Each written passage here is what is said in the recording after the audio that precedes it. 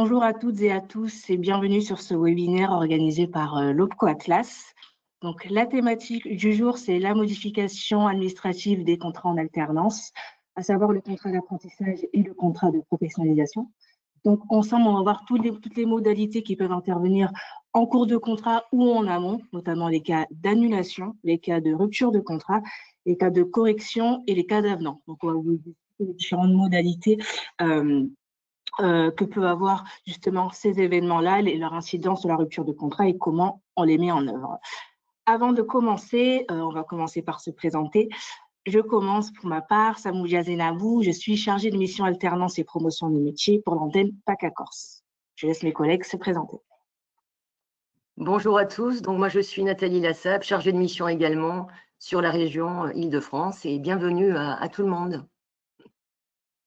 Bonjour, moi je suis Mélanie Satédjian, je suis responsable des pôles de gestion apprentissage au sein de l'OPCO Atlas. Avec nous, on a notre collègue Julie, chargée de mission de la région Grand Est, qui est avec nous pour répondre à vos questions à l'écrit. Donc, concernant la partie logistique, vos micros sont coupés car vous êtes assez nombreux avec nous aujourd'hui. Si vous avez des questions, vous avez un onglet questions où vous pouvez poser vos questions à l'écrit. Julie pourra y répondre et on pourra, dans l'ensemble, répondre à vos questions à l'écrit. S'il y a des questions récurrentes, bien sûr, on les abordera à l'oral. Julie, n'hésite pas à nous interpeller. Également, le support de présentation sera disponible en fin de présentation dans l'onglet documents. Donc, vous pourrez avoir toutes les informations qu'on vous présente aujourd'hui. Et en fin de webinaire, n'hésitez pas à répondre à notre enquête de satisfaction afin qu'on puisse avoir vos retours. Alors, du coup, on va commencer avec le petit sommaire. Donc, dans un premier temps, le choix du contrat, on va rapidement redéfinir les périmètres des contrats en alternance, soit le contrat d'apprentissage, le contrat pro.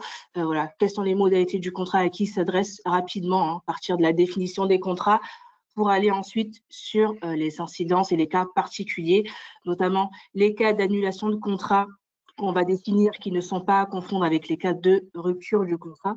On aura les cas adaptés à chacun des contrats, soit le contrat d'apprentissage et le contrat pro.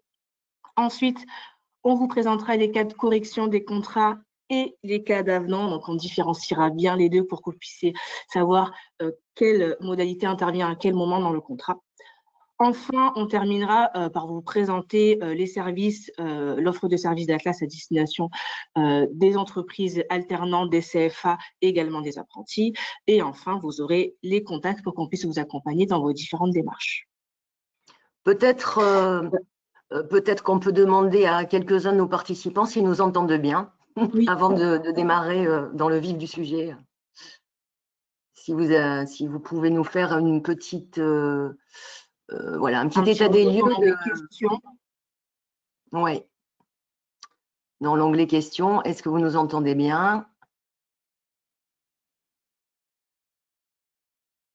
Alors, on n'a pas de retour pour l'instant. Alors, Samoudia, peut-être indiqué pour le support de présentation. Oui, le support de présentation sera disponible dans l'onglet documents. Oui. Donc, oui, on nous entend bien, tout va bien. Je vois qu'il y a plusieurs retours. Merci. Alors, dans un premier temps, le choix du contrat, on va redéfinir les périmètres des différents contrats en alternance, le contrat d'apprentissage et le contrat de professionnalisation. Dans un premier temps, le contrat d'apprentissage, les bénéficiaires peuvent être toutes les entreprises, peu importe le secteur d'activité, peu importe la taille, il n'y a pas de restriction à ce niveau-là. Qui peut être embauché en contrat d'apprentissage? Des jeunes de 16 à 29 ans, donc jusqu'à la veille des 30 ans, tout un chacun peut signer un contrat en apprentissage. Au-delà de 30 ans, il y a des cas dérogatoires où c'est possible, comme les cas de sportifs de haut niveau. Les personnes ayant une RQTH, donc une reconnaissance de travailleurs handicapés, et également les projets de création d'entreprise. Donc, ce sont des cas dérogatoires qui permettent d'aller au-delà de 30 ans. Les modalités, qu'est-ce qu'on peut préparer en apprentissage? Ce sont tous les diplômes d'État et également les titres reconnus au RNCP. Donc, ce sont les formations, diplômes qu'on peut préparer en apprentissage. Au niveau de la durée du contrat, elle doit être de 6 mois minimum et peut aller jusqu'à 36 mois. il y a des cas particuliers, notamment pour les personnes qui ont une RQTH, où la durée peut aller jusqu'à 4 ans s'il y a besoin d'aménagement sur le parcours de formation. Bien évidemment, il est obligatoire de désigner un maître d'apprentissage qui sera le référent de l'apprenti, qui va l'accompagner dans sa montée en compétences et qui fera également le lien avec les compétences à développer en CFA. L'objectif du contrat, c'est de permettre à un jeune de suivre une formation générale, théorique et pratique en alliant la formation en CFA, où il va acquérir des connaissances, et en entreprise, où ces connaissances vont se transformer en compétences, et de permettre aux entreprises d'investir et de recruter des compétences nécessaires à votre activité et de répondre également à vos besoins. Le contrat d'apprentissage est financé selon de nouvelles modalités depuis le 1er juillet, à savoir pour les contrats depuis le 1er juillet qui visent des niveaux Bac plus 3 et plus, un reste à charge employeur de 750 € est imposé par l'État pour les contrats d'apprentissage signés depuis le 1er juillet. Mais dans tous les cas, voilà, vous aurez un reste à charge total ou partiel, tout dépendra des modalités prévues par le contrat et de son niveau de formation et des niveaux de prise en charge définis par la branche. Dans tous les cas, toutes les informations sont sur le support qui vous renvoie vers le site internet d'Atlas où vous avez tous les détails. Alors, le contrat de professionnalisation. Toutes les entreprises également, peu importe le secteur et la taille, peuvent en bénéficier. À qui il est destiné, là, les critères d'éligibilité sont différents que le contrat d'apprentissage. Ce sont les jeunes de 16 à 25 ans révolus, là je dirais sans condition. À partir de 26 ans, on va demander une inscription à France Travail. Donc, à partir de 26 ans, ce sont les demandeurs d'emploi qui peuvent signer un contrat de professionnalisation. Là, l'inscription à France Travail n'est pas obligatoire pour ce qu'on appelle les publics prioritaires. Qui sont les publics prioritaires? Ce sont les demandeurs d'emploi de 12 mois, enfin de plus de 12 mois sans interruption, donc sans activité, les personnes qui bénéficient des minima sociaux et également les personnes qui sortent d'un contrat unique d'insertion. Donc, ces personnes-là, à partir de 26 ans, l'inscription à France Travail n'est pas obligatoire. Quelles sont les modalités en termes de parcours, en termes de durée? Alors, on peut, comme l'apprentissage, acquérir un diplôme d'État, un titre RNCP.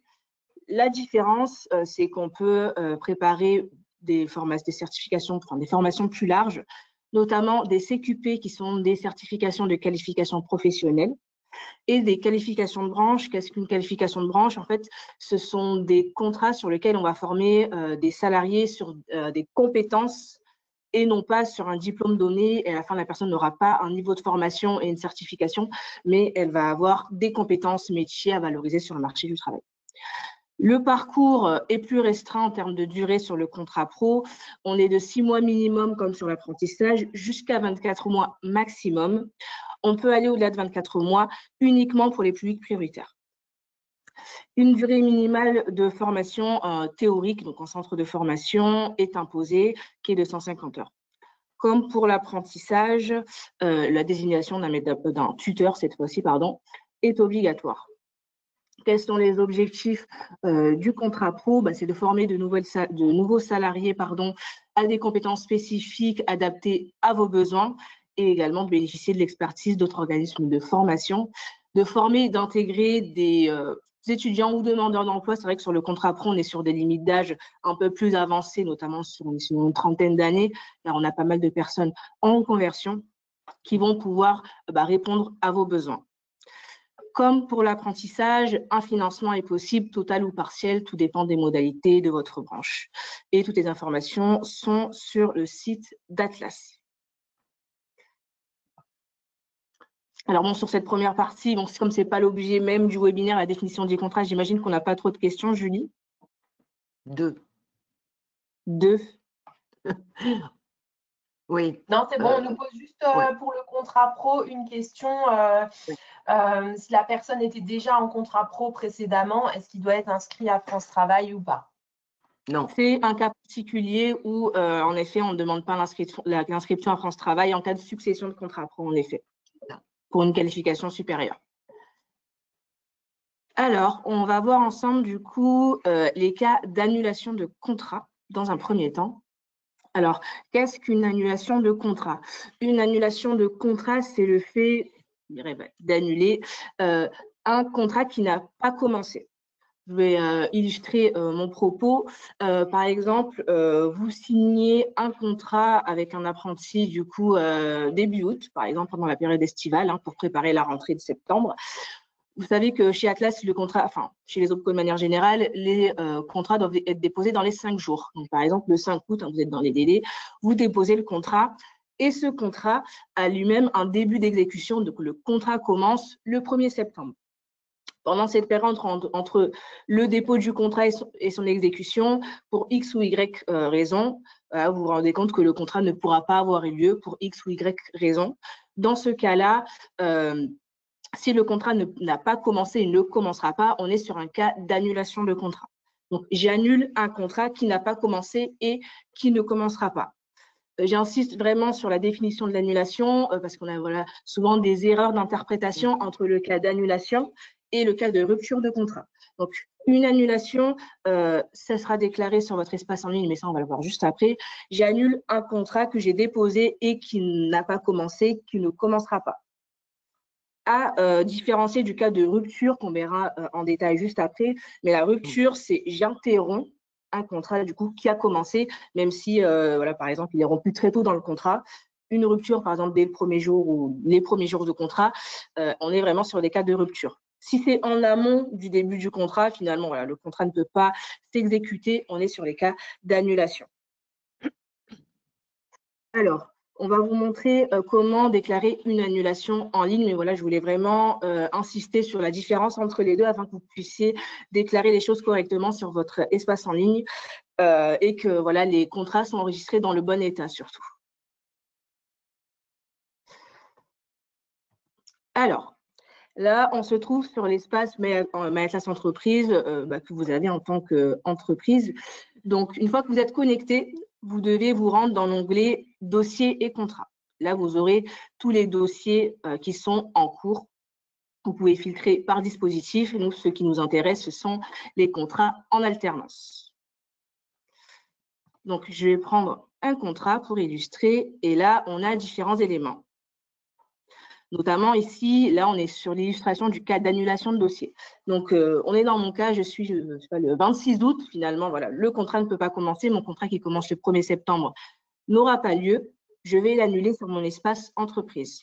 Donc, je clique sur annuler le dossier. Et là, on vous demande quel est le motif de l'annulation. Donc, est-ce que le jeune, finalement, n'a pas eu son diplôme, du coup, ne peut pas passer sur le niveau supérieur? C'est des cas qui peuvent arriver. Le jeune ne s'est pas présenté ou s'est désisté. L'entreprise a renoncé au projet de recrutement. Un événement majeur empêche l'exécution du contrat ou un autre dossier est déjà déposé pour le même contrat.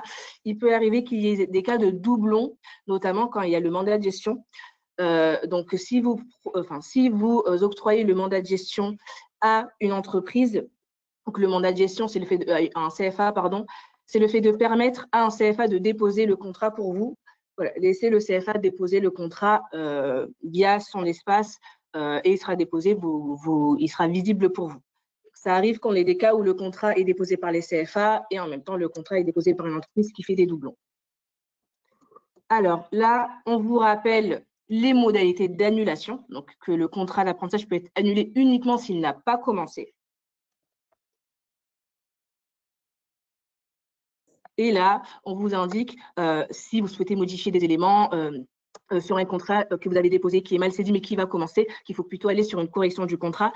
Mais les cas de correction, on les verra après. Mélanie vous expliquera comment ça fonctionne.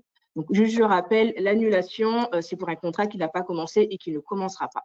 Donc là, vous choisissez le motif. Par exemple, l'entreprise a renoncé au projet de recrutement et vous annulez le dossier. Dans ce cas-là, voilà, le contrat, nous recevrons la notification de l'annulation et le contrat sera annulé, ne sera pas traité.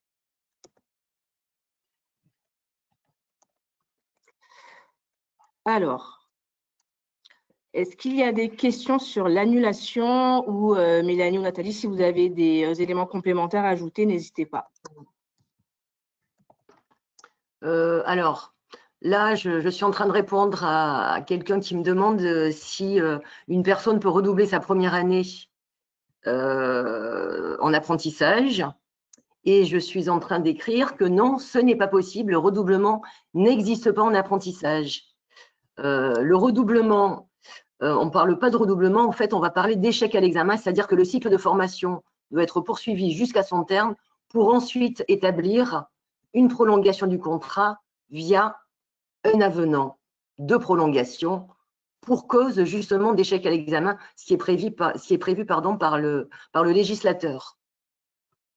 En effet, et les cas d'avenant, de toute façon, Mélanie vous expliquera les différents cas d'avenant, notamment l'avenant pour échec à l'examen, qui se fait, comme l'a dit Nathalie, après échec à l'examen final, et non des examens intermédiaires. Je voudrais juste compléter, excuse-moi, Oui. Samouja, sur la partie annulation. Ce qu'on peut constater, nous, dans la partie gestion, puisque je me fais le porte-parole de mes équipes, c'est les demandes d'annulation parce qu'il y a eu une erreur de saisie dans le contrat, hein, Samouja l'a bien dit. Si vous vous êtes trompé dans la saisie du contrat, ce n'est pas une annulation, mais une correction à réaliser sur le dossier. Souvent, on a comme motif, il y a déjà un dossier, un dossier a déjà été saisi pour le même apprenti. Attention, on essaye tant bien que mal de regarder s'il y a effectivement un doublon. Et s'il n'y a pas de doublon, on est un peu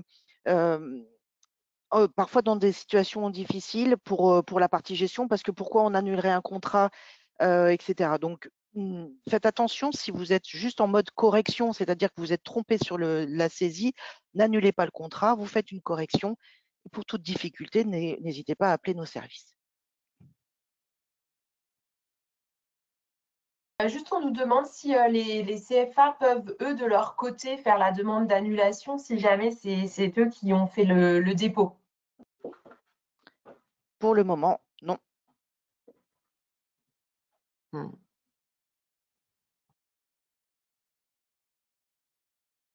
Alors, on va aborder maintenant les cas de rupture de contrat donc, qui vont intervenir une fois que le contrat a commencé. Alors, on va différencier les deux types de contrats parce que les modalités de rupture sont différentes. Tout d'abord, quelles sont les modalités de rupture du contrat d'apprentissage? Donc, le contrat d'apprentissage, comme les contrats de droit commun, dispose d'une période d'essai qui sont les 45 premiers jours en entreprise et en entreprise uniquement. Donc, pendant ces 45 premiers jours en entreprise, la période d'essai s'exécute et les deux parties peuvent librement, de manière unilatérale, mettre fin au contrat, autant l'apprenti que l'employeur lui-même. Pendant cette période, il n'y a pas, il y a une rupture pendant la période d'essai, il n'y a pas de préavis prévu par les textes. Il n'y a pas de formalisme spécifique non plus, mais on vous invite quand même, voilà, que ce soit l'apprenti ou l'employeur, à formaliser la rupture pendant la période d'essai et à nous la déclarer par la suite. On verra comment on déclare une rupture par la suite sur votre espace en ligne.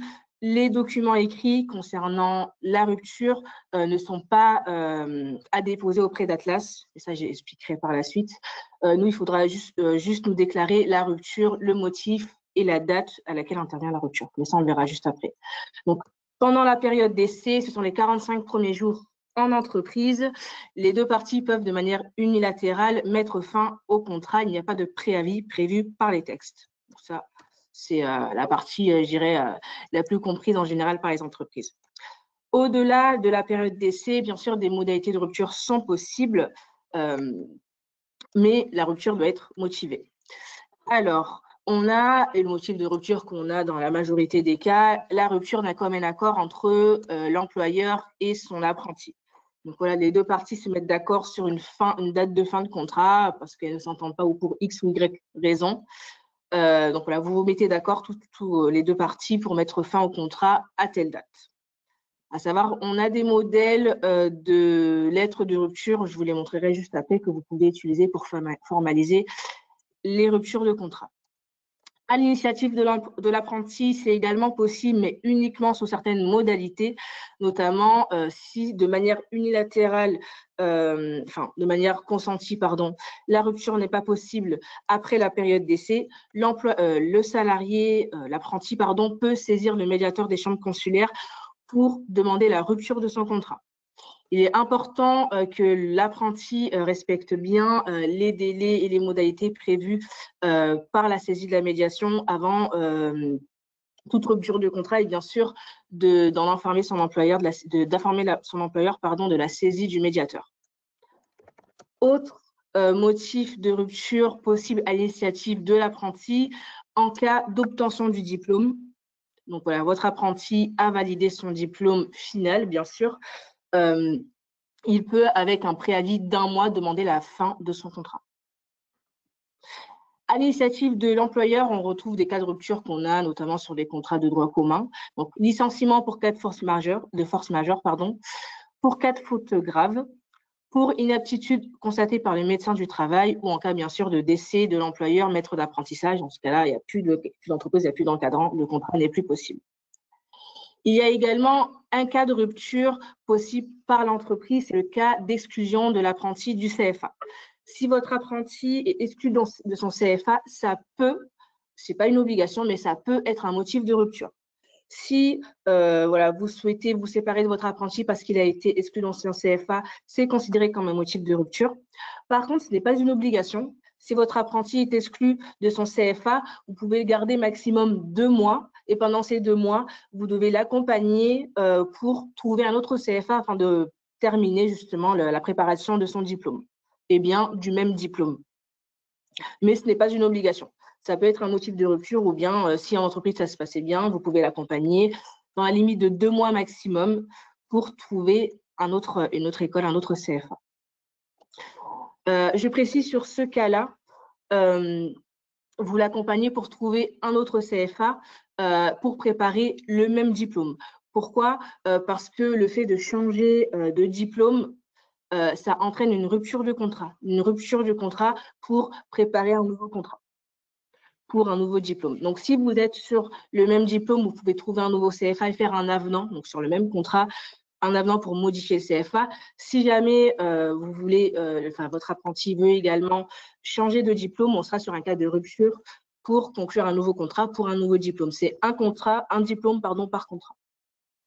Bien sûr, en cas de rupture de contrat, l'employeur doit en informer l'OPCO et le CFA dans les meilleurs délais. Je vous montrerai juste par la suite le process sur votre espace en ligne. Donc, je resynthétise rapidement les modalités de rupture de l'apprentissage pendant la période d'essai de manière unilatérale possible par les 2 parties sans préavis, donc les 45 premiers jours consécutifs en entreprise uniquement. Au-delà de la période d'essai, la rupture n'a commun accord entre les deux parties. À l'initiative de l'apprenti après avoir saisi le médiateur ou bien avec le préavis d'1 mois si jamais il y a eu obtention du diplôme avant la fin du contrat. À l'initiative de l'employeur, licenciement pour cas de force majeure, de faute grave, d'inaptitude ou en cas de décès de l'employeur maître d'apprentissage. Éventuellement, en cas d'exclusion de l'apprenti du CFA. Ce n'est pas une obligation, mais c'est possible. Et il faudra bien sûr déclarer la rupture auprès du CFA et auprès d'Atlas sur vos services en ligne. Samouja, est-ce que tu peux juste préciser ce que tu entends par 45 jours de présence effective en entreprise, s'il te plaît? Oui, alors ce sont les 45 premiers jours où l'apprenti est présent en entreprise au sein de vos locaux. Donc les jours en CFA, les jours à l'école ne comptent pas, ne décomptent pas la période d'essai. Ce sont uniquement les 45 jours de présence effective en entreprise. Et de présence effective, par exemple, si votre apprenti est absent pour cause de maladie ou autre, bien sûr, la période d'essai est reportée.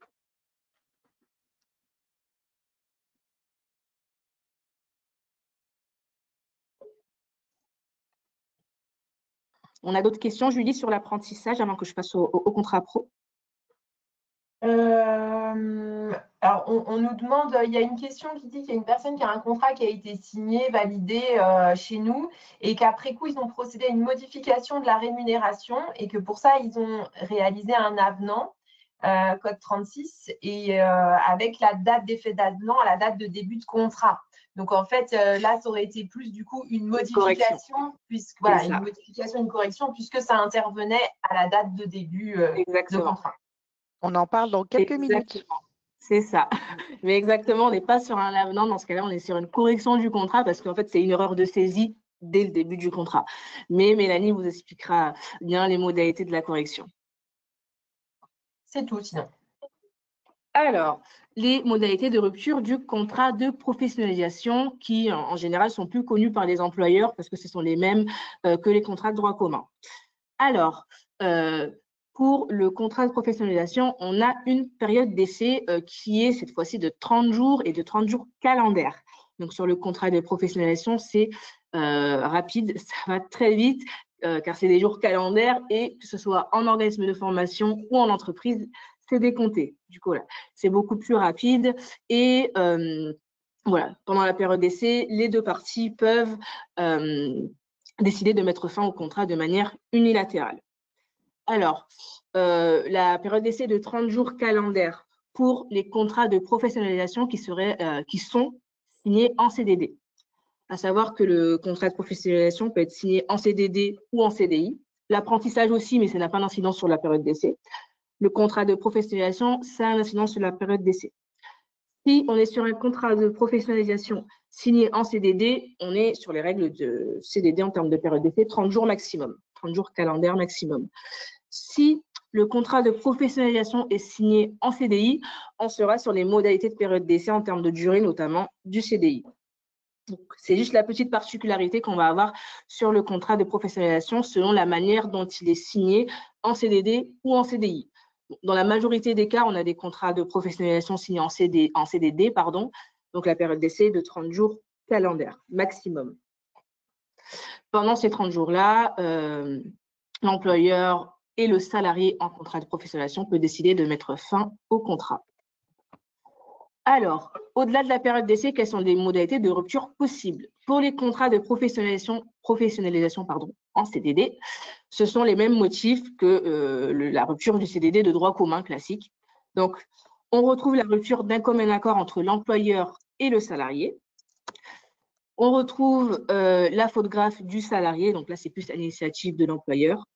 Une embauche sous CDI, si votre apprenti est embauché en CDI dans une autre structure, par exemple, c'est un motif de rupture sur le contrat pro en CDD. Le cas de force majeure, on retrouve également le cas de l'inaptitude médicale reconnue par le médecin du travail. La particularité du contrat pro en CDD, c'est qu'il n'y a pas d'indemnité de fin de contrat, comme ce que l'on peut avoir sur les contrats pro en CDD. Enfin, sur les CDD classiques, pardon. Donc, je rappelle les modalités de rupture pour le CDD, le contrat pro en CDD. La rupture d'un commun accord, ce qu'on a dans la majorité des cas. La faute grave du salarié, donc là, ce serait une rupture à l'initiative de l'employeur. Une embauche sous CDI, éventuellement. Le cas de force majeure et le cas d'inaptitude reconnu par le médecin du travail.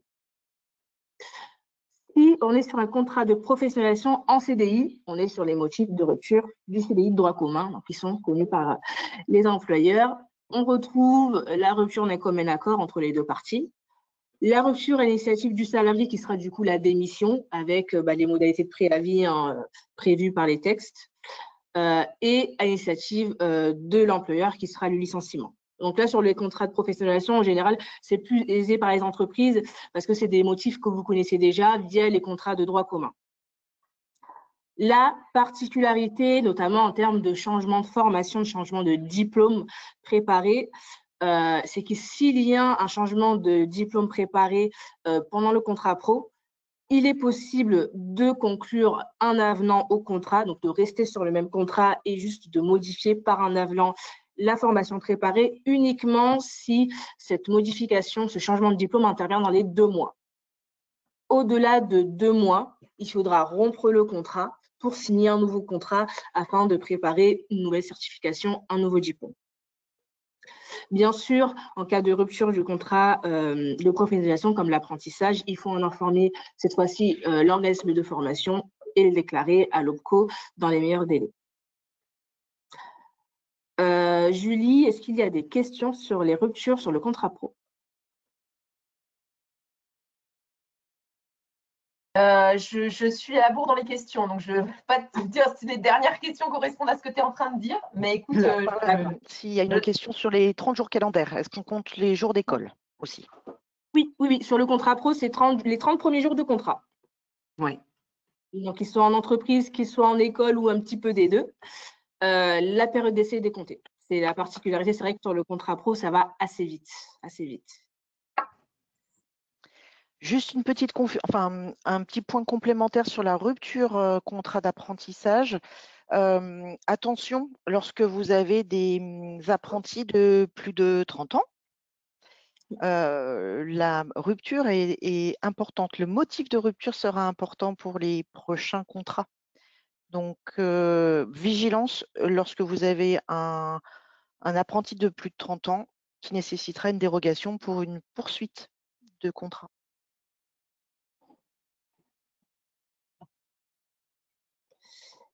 Alors, vous avez ici un modèle de fichier pour formaliser la rupture, notamment ici la rupture d'un commun accord pour un contrat d'apprentissage. Vous pouvez bien sûr l'adapter à une rupture d'un commun accord pour un contrat de professionnalisation. Donc, c'est un modèle que vous retrouvez sur notre site Internet, mais dans tous les cas, quand vous récupérerez le support dans l'onglet documents, vous aurez tous les liens qui vous ramènent justement vers les différents éléments. Donc, ce modèle-là est disponible. Vous pouvez bien sûr le personnaliser en fonction des éléments de la rupture de votre contrat. Alors, on va également, je précise également qu'il faut vous assurer d'avoir toujours la dernière version à jour avant d'utiliser le modèle, et on s'assure, nous également, voilà, de toujours vous mettre des fichiers à jour dans la boîte à outils de notre site Internet. On va maintenant passer à la démonstration de la déclaration de rupture sur votre espace en ligne. Par précision, la rupture peut être réalisée à la fois par l'entreprise, mais également par le CFA pour l'apprentissage. Alors, donc là, je suis toujours dans mon dossier. Donc, je rappelle, pour avoir accès à vos dossiers dans votre accueil, sur votre espace en ligne, mes dossiers, contrats, vous sélectionnez le contrat concerné dans voir le détail, et là, vous aurez la même page que ce que j'affiche actuellement. Alors, là, je veux, moi, de mon côté, informer de la rupture du contrat. Donc là, il est important, voilà, de bien lire tous les éléments qu'on vous remet à chaque fois quand vous voulez faire une déclaration. Donc là, on vous rappelle tous les motifs de rupture que j'ai déjà annoncés sur l'apprentissage. Donc, avant la période d'essai de manière unilatérale, après la période d'essai. Là, vous avez tous les motifs qu'on a vus ensemble. Pour rappel. Vous validez la déclaration et là, vous allez indiquer le motif de la rupture. Donc, on vient de les voir juste avant. Vous indiquez la date de la rupture, donc bien sûr après l'exécution du contrat, sinon c'est une annulation.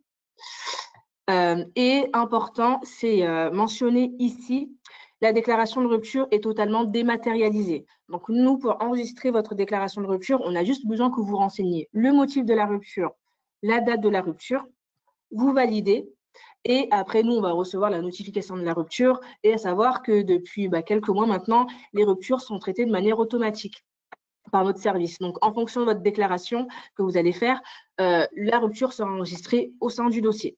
Le document de rupture n'est pas, il n'est vraiment pas nécessaire de l'indiquer, de le renseigner dans les documents du dossier. Vous le gardez bien sûr dans vos documents administratifs RH, mais dans la déclaration pour Atlas, vraiment ne pas renseigner le document. Votre déclaration suffit. Alors, je précise pour les entreprises. La partie rupture déclaration CFA, donc la déclaration en ligne est de la même manière, mais vous devez absolument, en tant que CFA, nous fournir le document de résiliation. Lorsqu'il y a un changement de CFA, ce n'est pas une rupture à déclarer, mais un changement de CFA. Et donc, effectivement, s'il y a une rupture d'un commun accord, on nous demande est-ce qu'il faut, en plus du formulaire fourni par l'école, est-ce qu'il faut donner un courrier de rupture? Alors, le courrier, il faut le formaliser et le gardez-vous dans vos documents RH. Si c'est l'entreprise qui déclare la rupture sur son espace, comme on l'a vu, je vais y retourner. Vous nous précisez le motif de la rupture, donc ici on sera d'un commun accord, la date de la rupture, et c'est tout. Si c'est l'entreprise qui déclare la rupture, le document n'est pas nécessaire. Bien sûr, si c'est le CFA, comme l'a dit Mélanie, là on vous demandera la pièce justificative de la rupture.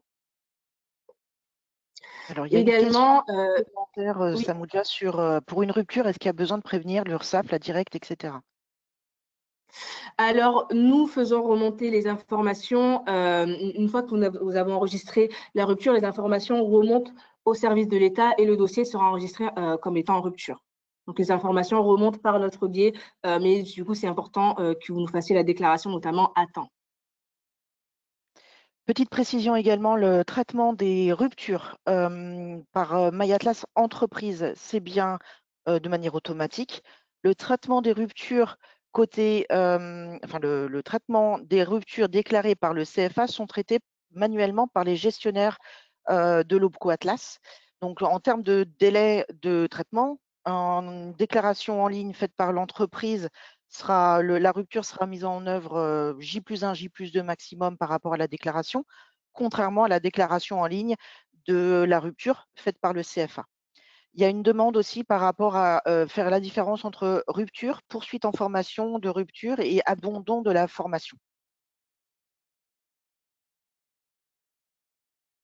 Alors, du coup, une fois que la rupture est enregistrée chez Atlas, enfin déclarée chez Atlas, une fois qu'elle est enregistrée, qu'on l'a traitée, le dossier sera en état rupture, comme vous pouvez le voir ici. Donc là, c'est qu'on a bien pris en compte la rupture. Une fois que la rupture est enregistrée chez Atlas, les éléments financiers sont revus parce que le financement de la formation va s'arrêter au jour maximum de la rupture de contrat. S'il y a une poursuite de formation, il est essentiel que CFA, sur votre espace en ligne, vous nous déclariez la poursuite en formation. Pourquoi? Parce que ça va nous permettre d'avoir l'information déjà qu'il y a une poursuite, parce qu'on ne l'a pas quand on a la déclaration de rupture. Et ça nous permettra du coup d'ajouter les 6 mois de financement sous statut stagiaire de la formation professionnelle post-rupture. Donc, la déclaration de la poursuite en CFA, c'est à la main du CFA et c'est à faire sur votre espace MyAtlas prestataire une fois que la rupture est enregistrée par Atlas. Cette déclaration de poursuite est traitée de manière automatique. Donc, information et revue de la prise en charge, J+1, J+2. Alors, est-ce qu'il y a des questions? Sinon, je laisse la main à Mélanie pour les corrections et les avenants. Pas de souci. A priori.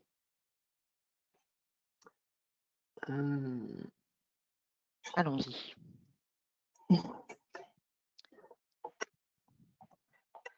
Alors, oui, Nathalie. Juste, pardon Mélanie, j'ai une question concernant le basculement d'un OPCO à un autre. On va le voir. On va le voir dans les cadavres.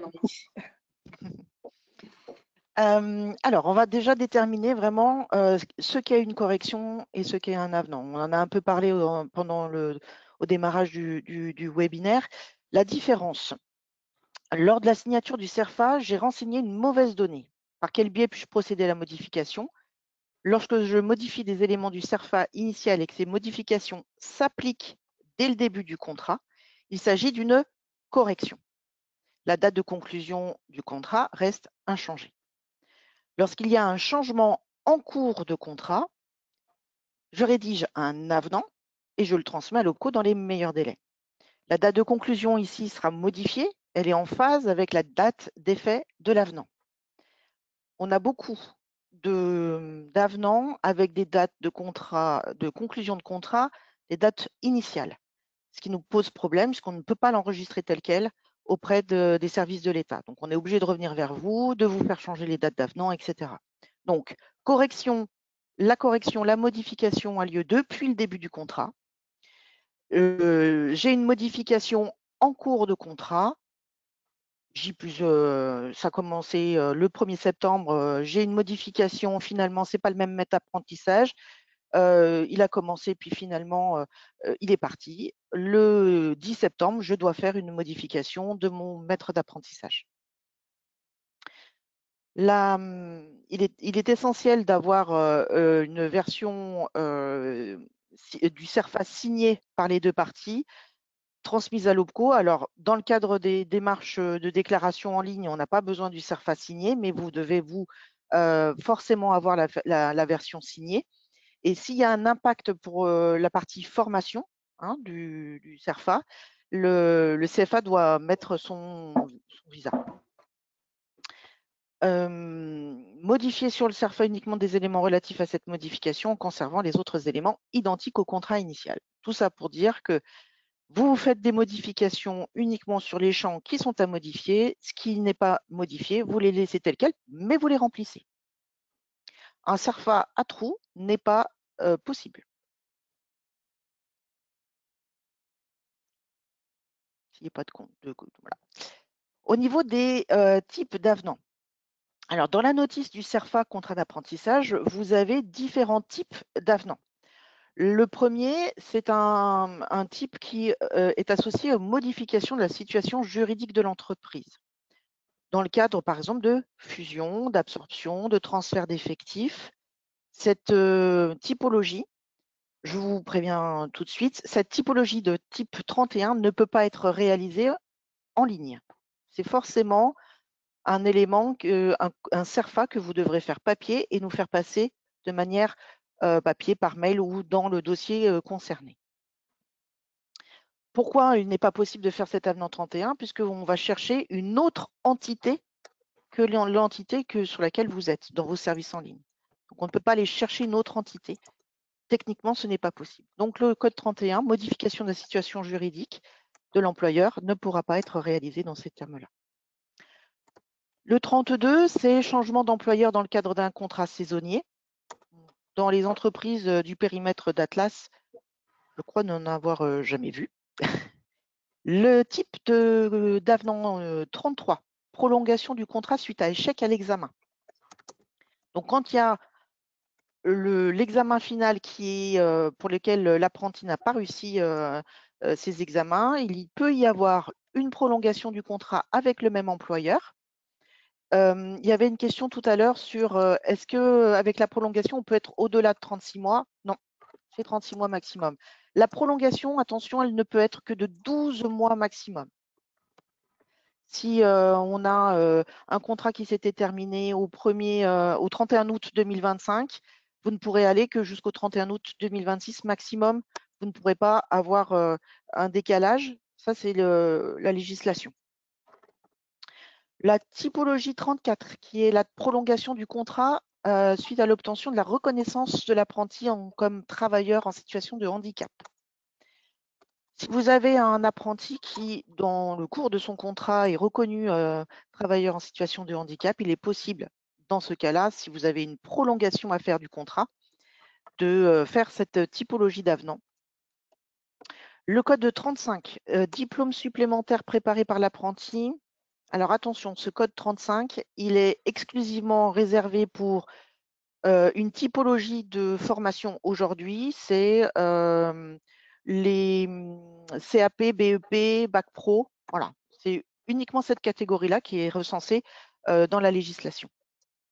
Donc, il y avait des questions là-dessus d'ailleurs, si on a un changement de formation dans le cadre de l'apprentissage, c'est bien une rupture. Alors, j'ai vu, je crois qu'il y avait quelqu'un qui disait qu'un autre OPCO lui avait dit que c'était un avenant. Non. Pour le moment, avec les éléments que nous avons, c'est, sauf dans les cas de CAP, BEP, Bac Pro seulement, il pourrait y avoir une extension sur les BUT, mais pour le moment, ce n'est pas acté. On n'a pas la dernière version de la notice du CERFA. Elle doit être, normalement, on devrait avoir une nouvelle notice pour le CERFA. Tant que nous n'avons pas cette notice, le BUT ne peut pas être modifié par le code 35. Le code 36, il nous manque le code 36, c'est les types de modifications un petit peu fourre-tout. Un changement de maître d'apprentissage, une modification de rémunération en cours de contrat, un changement de CFA. Tout ça, c'est des typologies de modifications qui vont rentrer dans la catégorie 36. Catégorie 37, modification du lieu d'exécution de contrat. Lorsque vous déménagez, l'entreprise déménage, va du site A à un site B, il est nécessaire de faire une modification du lieu d'exécution du contrat.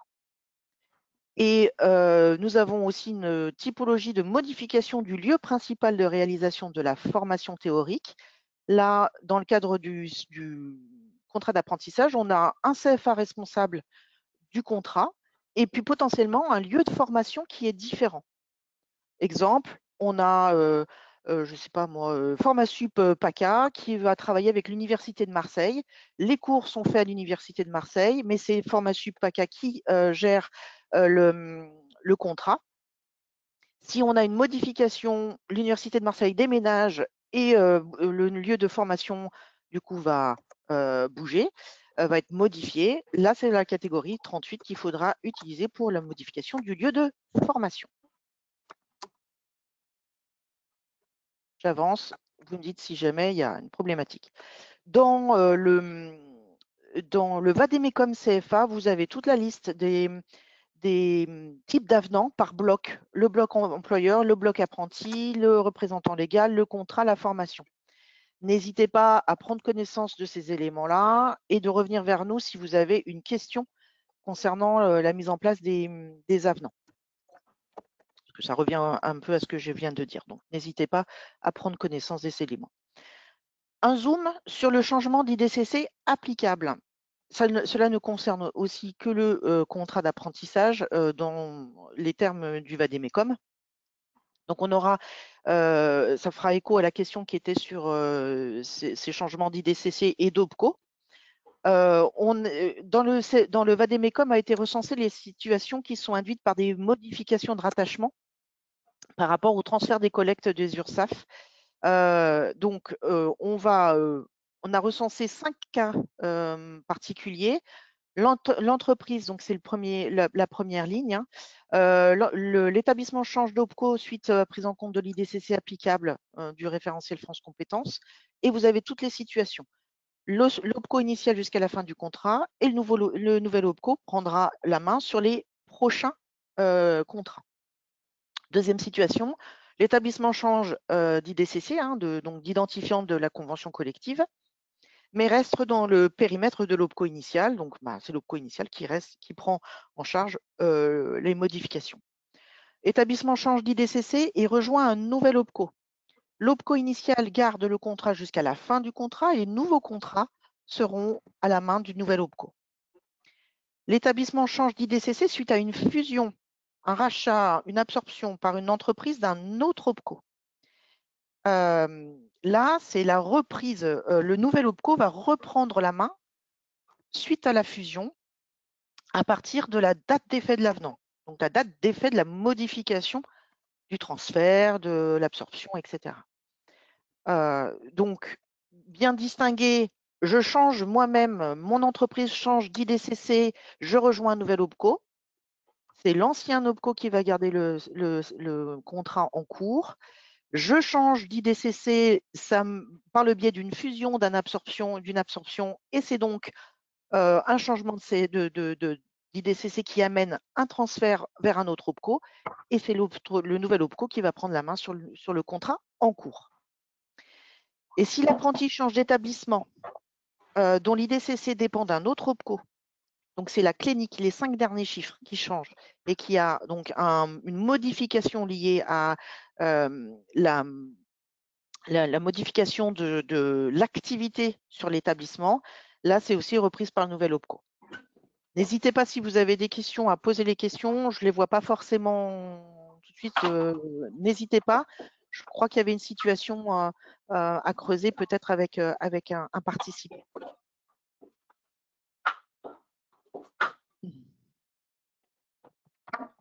Hop. Vraiment, Julie, tu me dis hein, s'il y a d'autres questions. Je n'arrive pas à avancer. Samouja, tu peux avancer, s'il te plaît. Merci.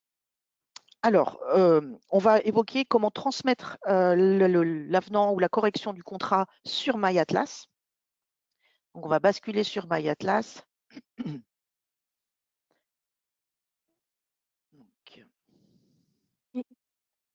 Je n'ai pas la main. Mélanie, normalement, tu as la main. Normalement, tu devrais l'avoir. Voilà. Ouais, parfait. Donc là, on est sur un contrat On va reprendre la même situation, le même contrat. On a la possibilité, donc là, le contrat est en cours. Vous n'avez la possibilité que de corriger le contrat. Tant que le dossier n'a pas été validé par l'OPCO-Atlas, vous ne pouvez pas mettre en place un avenant. Pardon. Donc, en cliquant sur corriger le contrat, attention, vous devez aller jusqu'au bout de la modification. Vous ne pouvez pas garder en mémoire un début de modification. Vous êtes obligé d'aller jusqu'à l'étape récapitulative. Si vous arrêtez en plein milieu, les modifications ne seront pas sauvegardées. Je clique sur continuer et là, vous allez pouvoir changer les éléments que vous souhaitez. Donc, on va dire là qu'on va faire une modification du maître d'apprentissage. Finalement, c'était monsieur ou madame. Alors, comme c'est une base de test, hein, bien sûr, on fait un peu des typologies un peu, ce ne sont pas des vrais gens. Voyons voir. Hop, Satégian. Mélanie. Hop. Je vais vous donner une date de naissance fictive. On va mettre ça.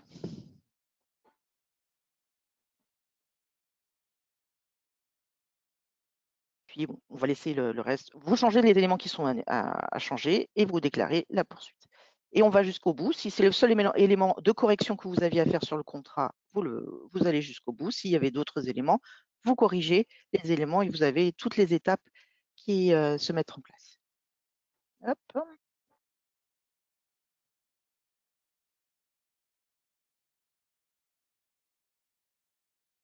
S'il y a des documents complémentaires à nous faire parvenir, vous n'hésitez pas à déposer la pièce complémentaire. Dans le cadre d'une correction d'un maître d'apprentissage, il n'y aura pas de pièce complémentaire à nous fournir. Vous cliquez sur poursuivre. On arrive à l'étape de récapitulatif. Et donc, avec les éléments qui sont modifiés, et vous validez, vous confirmez la correction. Cette correction va entrer dans notre système de gestion et sera traitée de manière manuelle par les gestionnaires. Vous pouvez télécharger le CERFA. Hein. À chaque fois que vous faites des modifications, vous pouvez télécharger le CERFA et les modifications.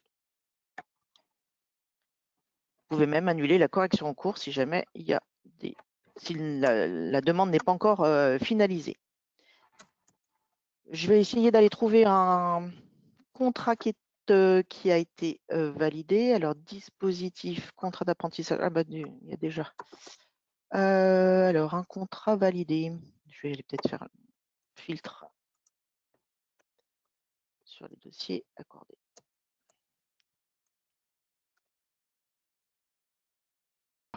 Voilà, c'est pas grave. Je suis allé chercher tout à l'heure.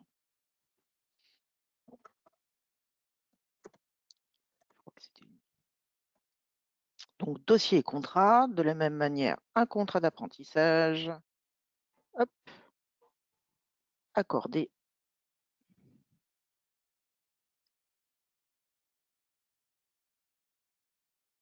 Donc là, hop. Vous voyez, tant que le dossier n'est pas accordé, vous n'avez que le bouton corriger le contrat. Dès lors qu'il a été accordé chez Atlas, vous avez le bouton transmettre un avenant et corriger le contrat. En cliquant sur transmettre un avenant et corriger le contrat, là, on va vous demander est-ce que vous voulez établir un avenant avec une date d'effet postérieure à la date de début de contrat ou apporter une correction au contrat avec une date d'effet effective depuis le début du contrat? C'est bien précisé. Si vous mettez un avenant avec une date d'effet postérieure, on va vous demander du coup la date d'effet, la date de conclusion de l'avenant et la date d'effet de l'avenant. Ça sera dans les étapes plutôt à la fin où on va vous demander des éléments complémentaires. Là aussi, vous allez modifier les éléments de l'avenant tels que vous le souhaitez, avec des modifications par exemple, suite à un déménagement, vous allez chercher votre nouveau SIRET, vous allez intégrer les données, vous allez modifier le maître d'apprentissage, etc. Donc, si vous avez, vous allez aller jusqu'au bout et la typologie de votre avenant, vous sera demandé. Si je poursuis.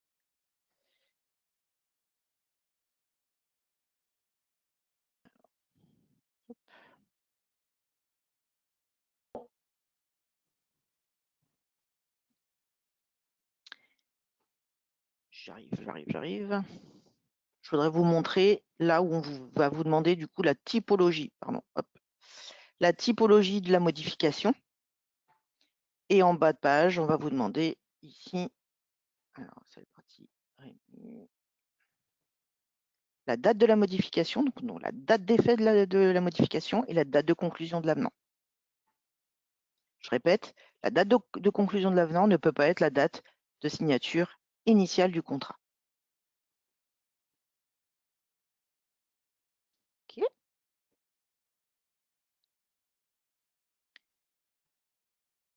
Sur le contrat d'apprentissage, alors je dirais que c'est un peu plus, c'est moins compliqué à gérer les avenants puisqu'il n'y a qu'une seule typologie d'avenant. Non, pardon, j'ai oublié sur le contrat d'apprentissage, pardon. Donc, on se l'est dit déjà tout à l'heure, l'avenant doit être complètement renseigné et signé, date de conclusion et la date d'effet d'avenant, enfin la date de l'avenant, pardon, et de mettre la date d'effet de l'avenant. Il est possible, l'avenant sur papier en tête n'est pas possible, c'est bien un avenant par le biais du CERFA qui est recevable. Et pour informer les services de l'État, c'est Atlas qui va faire la démarche en tout ce que vous allez faire. Annulation, rupture, correction, avenant, tout est transmis par Atlas auprès d'une plateforme qui s'appelle la plateforme DECA pour dépôt des contrats en alternance, qui est la plateforme de l'État et qui après va transmettre les informations à l'URSSAF, à l'ASP, etc. C'est la DGEFP, c'est la plateforme de la DGEFP qui va transmettre après aux différents interlocuteurs des services de l'État. Attention, et on aura besoin de la convention de formation modifiée s'il y a eu une erreur du coût pédagogique, des frais annexes, un titre RNCP, un lieu de réalisation de formation, on aura besoin d'une convention de formation. Ou si vous faites des avenants dans les types 31, 32, 33, 34, 35, 36 et 38, on aura besoin de la convention de formation qui est modifiée. Sans convention modifiée, on ne peut pas acter complètement les éléments de votre avenant. Donc, on sera obligé de vous relancer, de vous demander les documents nécessaires, etc. Dans le cadre de l'avenant 31, on aura besoin également, dans le cadre de 2 entités qui sont chez Atlas, des documents de fusion, d'absorption, de transfert d'effectifs. On aura besoin des documents juridiques pour pouvoir acter le transfert. Donc, je vous disais, pour le contrat de professionnalisation, un peu plus facile. On est sur les mêmes process, c'est-à-dire l'avenant qui doit être établi sur un formulaire CERFA. La date de conclusion, c'est bien la date de signature de l'avenant et pas la date de conclusion initiale du contrat. La date d'effet d'avenant et la date de démarrage de la modification. Toutes les autres parties qui ne sont pas modifiées doivent rester identiques à celles du contrat initial. Ça me fait penser quand vous voulez vous modifier une date dans le cadre d'une fusion, vous mettez bien la date de début de contrat initial, la date de fin de contrat, et vous reprenez tous ces éléments. Ces éléments initiaux ne changent pas. Le formulaire CERFA, comme le contrat d'apprentissage, c'est le document qui est recevable pour faire la modification, et c'est également Atlas qui s'occupe de transmettre les informations auprès de la DGEFP et des différents services de l'État. Pour ce qui va être d'une modification de programme, nombre d'heures, erreur du coût pédagogique, des frais annexes, de lieu de réalisation de la formation, là aussi, la transmission de la convention de formation sera obligatoire. Ou un avenant à la convention de formation si le programme, s'il y a des modifications, décalage d'examen, nouvelle convention, programme si changement d'OF. Et information des heures réalisées sur le premier organisme de formation. La différence entre les 2 typologies d'alternance en termes de financement, c'est que le contrat de professionnalisation est financé sur un nombre d'heures de formation et le contrat d'apprentissage sur une formation complète. Donc, c'est pour ça qu'on a besoin d'éléments différents d'un dispositif à un autre. Donc, ce qu'on expliquait tout à l'heure, si on a une inadéquation du programme de formation, dans les 2 mois, il est possible de faire une modification de la formation en faisant un avenant. Au-delà des 2 mois, ça sera une rupture et une conclusion d'un nouveau contrat. J'en ai fini. Je ne sais pas s'il y a des questions. Je lis. Alors, il y a eu beaucoup de questions qui sont revenues sur la prolongation de contrat suite à échec à examen, de personnes qui disent mais du coup on ne peut pas dépasser les 36 mois. Non. Parce que, alors on a les... reprécise parce que du coup, moi, je n'ai pas précisé ça dans ma réponse aux questions. Parce que moi, j'ai eu notre juriste il n'y a pas très longtemps qui m'avait indiqué qu'on pouvait avoir un contrat, par exemple, d'ingénieur sur 3 ans initialement, mais qu'on pouvait faire une prolongation de contrat de 12 mois. 12 mois maximum. Voilà, on est d'accord. C'est un an maximum. Jour pour jour. Voilà, donc j'ai bien précisé dans les réponses aux questions à chaque fois que les 36 mois concernaient la date de contrat initial, mais si on avait un contrat de 36 mois, on pouvait quand même faire une prolongation de contrat pour 12 mois maximum. Exactement. Attention aux durées de contrat. Hein. Aujourd'hui, nous sommes bloqués, puisque Samoudja le disait en démarrage de webinaire, on est sur un contrat de 6 à 36 mois pour le contrat d'apprentissage, de 6 à 24 mois pour le contrat de pro. Il ne faut pas être au-delà de cette durée. Tout est bloqué sur le dépôt des contrats en alternance. Hein. Oui, et sachant que pour le contrat de professionnalisation, légalement, c'est 6 à 12 mois. Les 24 mois, c'est vraiment par accord de branche. Donc, ça aussi, c'est à vérifier par l'entreprise sur le site de l'OPCO Atlas pour voir quelles sont les dispositions prévues par la branche professionnelle dont elle dépend.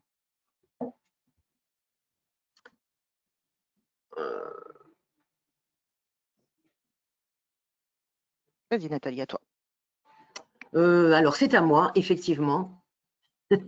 Donc, en ce qui concerne effectivement, je viens d'en parler, les informations que vous avez à disposition sur le site de l'OPCO Atlas, hein, donc celui qui est accessible à tout un chacun. Vous avez plusieurs outils donc, à votre disposition, notamment l'index Atlas qui va vous permettre de trouver un annuaire des formations en fonction du métier, de l'intitulé du métier que vous recherchez, et donc trouver effectivement un établissement qui forme sur le métier que vous souhaitez, avec chaque fois effectivement niveau d'études, type de formation. Donc les niveaux d'études, en fait, c'est le fait qu'on va avoir un diplôme qui va aller du bac au bac plus 5. Donc, maintenant, ça va donc jusqu'au niveau 7. Voilà, du niveau, si je ne dis pas de bêtises. Parce que bon, c'est vrai qu'on a changé en plus la façon de coder les diplômes. Maintenant, on est sur des chiffres et plus des chiffres romains. Donc, du niveau 4 au niveau 7. Voilà. Parce que ça, c'est vrai que parfois, c'est des questions qui reviennent. Ensuite, en ce qui concerne notre job board, donc notre plateforme dédiée aux annonces de postes exclusivement en alternance, bien que parfois, on peut aussi trouver des annonces d'offres de stage. Donc, vous avez Annonce Atlas, qui est donc une plateforme qui existe depuis un petit peu plus d'1 an et demi, je crois que c'était en mars de l'année dernière. Donc, on est en partenariat avec plusieurs structures, la PEC, la GFIP, Météo Job, Nos Talents, Nos Emplois, comme c'est indiqué, la Bonne Alternance, Vite un Emploi. Donc, ça, c'est vraiment la possibilité pour nos entreprises de déposer une offre de poste en alternance tout au long de l'année avec des fonctionnalités qui sont assez fluides du fait de l'aide également de l'IA, voilà, rédaction facilitée, suivi de candidature, possibilité pour le candidat qui va déposer son CV, tout comme l'entreprise qui va déposer son offre, de réaliser une petite vidéo de présentation pour un petit peu dynamiser sa candidature et sa présentation. Et puis donc une CVTech qui est d'ailleurs bien remplie, puisqu'on conseille chaque fois aux jeunes qu'on rencontre sur les forums et les salons auxquels nous participons de bien indiquer, de bien indiquer sur le site, de bien utiliser la fonction CVTech pour que vous puissiez, vous, entreprise, avoir un panel de candidatures large. Voilà. Donc, comme on vous le dit, Atlas est présent sur les salons. Donc, le simulateur, donc ça, effectivement, c'est un outil qui existe depuis maintenant, je pense, au moins 2 ans. Hein.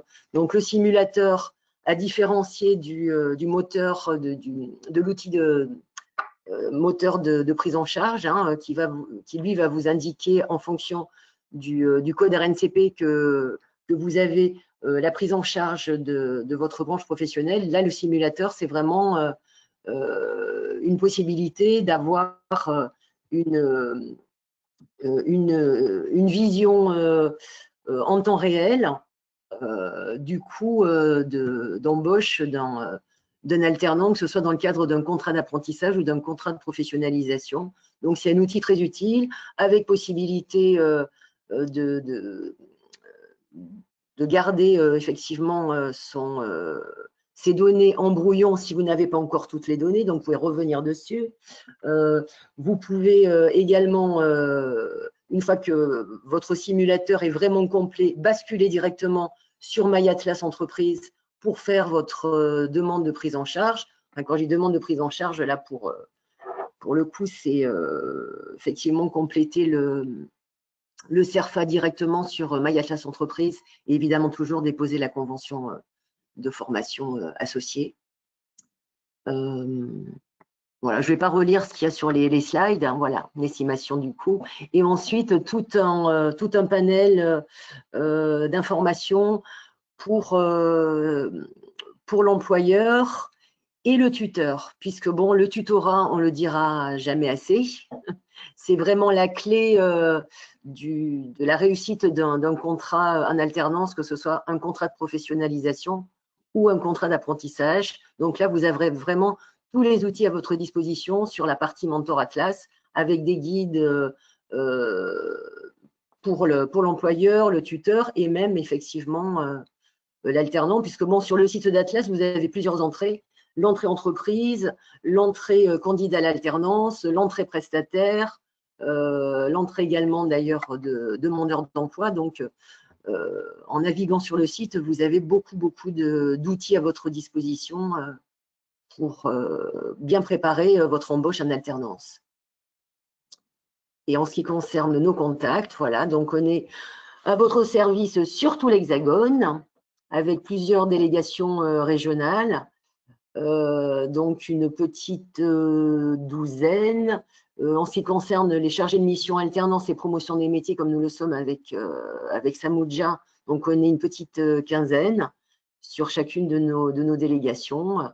Et non, évidemment, on travaille évidemment de concert avec nos collègues conseillers emploi-formation, qui sont vraiment vos interlocuteurs privilégiés sur tous les sujets emploi-formation, y compris l'alternance. Et nous, on vient en tant qu'experts, même si on n'est jamais complètement expert sur le sujet. Voilà. Donc, vous avez ce numéro entreprise qui va vous permettre ensuite, puisque c'est une boîte vocale, d'obtenir un interlocuteur en fonction de votre demande, s'il s'agit voilà, d'un sujet sur la facturation, un autre sur une demande de prise en charge, voilà. Et donc ça, ce sont toutes nos équipes d'Atlas, hein, puisque nous sommes environ 360 au national, avec toutes les régions représentées, et la possibilité donc de contacter le bon interlocuteur selon la région d'appartenance de votre entreprise. Voilà. On peut rappeler que le téléchargement du support est toujours possible tant que nous sommes en ligne. Après, ce ne sera plus le cas. Et peut-être voir. Arrive lundi. Voilà. Et le replay arrive lundi. Tout va bien, Julie? Oui, c'est tout bon. On nous interrogeait par rapport au simulateur. Oui.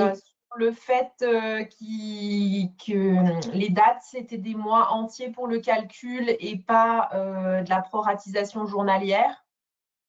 Et donc, on nous demandait aussi, est-ce que le simulateur sera bientôt disponible avec les dates exactes, justement, de contrat.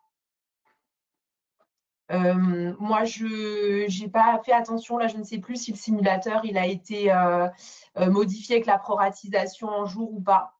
Non, en effet, je confirme, on a eu des remontées en indiquant oui qu'en effet on était encore sur l'ancien mode de calcul et ça devrait être régularisé sur les nouvelles modalités. Mais oui, en effet, c'est des remontées qu'on a constatées et qu'on devrait régulariser prochainement. Oui. Oui, effectivement. Après, c'est vrai que bon, c'est un calcul qui est relativement simple quand même. Enfin, relativement simple. Bon, tout est relatif, mais bon, il faut effectivement prendre en compte 365 jours en fonction du coût contrat à proratiser en fonction de la durée réelle du contrat. Voilà, c'est plus une proratisation en mois, mais une proratisation en jours. Mais oui, c'est quelque chose qui va être mis à jour assez vite, bon, parce que effectivement, beaucoup de nouveautés sont tombées pendant l'été et on s'est retrouvé à la rentrée avec beaucoup d'outils à actualiser en fonction de cette actualité riche et foisonnante. Alors, avant de nous quitter sur ce webinaire, on vous rappelle que le document de présentation le fichier est disponible dans l'onglet documents. Vous pouvez le télécharger. Et avant de nous quitter également, on vous invite à répondre à notre enquête de satisfaction afin de nous faire vos retours. Oui, voilà, pour qu'on s'améliore encore, parce qu'on peut toujours s'améliorer, c'est évident. Alors, on a dépassé un petit peu sur... Pardon, Samouja, si des questions n'ont pas été finalisées, enfin en tout cas des réponses non finalisées aux questions, on n'hésitera pas, si dans votre retour, vous avez besoin d'éléments complémentaires, en tout cas, n'hésitez pas à contacter nos équipes pour vos situations un peu particulières. Oui, mais oui, parce qu'on ne peut pas tout évoquer comme ça. En tout cas, merci de votre participation. Merci beaucoup pour votre participation et à très bientôt. Merci à tous. Au revoir. Au revoir, bonne journée. Merci.